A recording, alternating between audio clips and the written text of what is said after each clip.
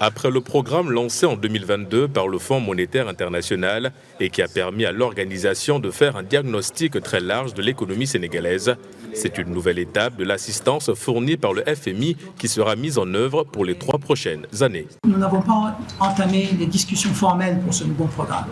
Ces discussions formelles vont commencer à la marge des assemblées du printemps à Washington à la mi-avril et vont continuer vers la fin avril quand nous retournons ici. Ce que nous avons fait, c'est que nous avons réfléchi un peu à voix haute avec les autorités, un peu comment on voit les choses.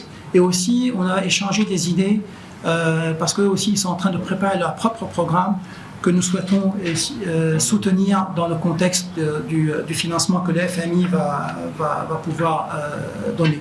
2022 aura été une année difficile pour le Sénégal dans différents secteurs d'activité.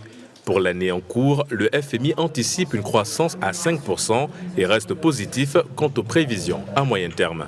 Les perspectives à moyen terme restent favorables et devraient bénéficier à la fois du démarrage de la production pétrolière et de gaz à la fin de cette année ou au début de l'année prochaine, et la mise en œuvre de réformes structurelles visant à surmonter les principaux obstacles au développement du secteur privé dans le cadre du phase 3 du plan Sénégal émergent.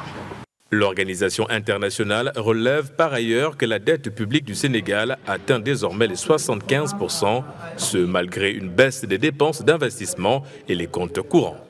C'est une dette soutenable, la dette du Sénégal. Elle est à risque modéré si on fait une analyse de la viabilité de la dette, ce qui est bien. Comme vous savez, il y a les risques au niveau, quand on fait une analyse de la viabilité de la dette, c'est à risque bas, modéré, élevé ou non soutenable. Donc on est vraiment dans la bonne catégorie, le Sénégal est vraiment dans la bonne catégorie, c'est un risque modéré.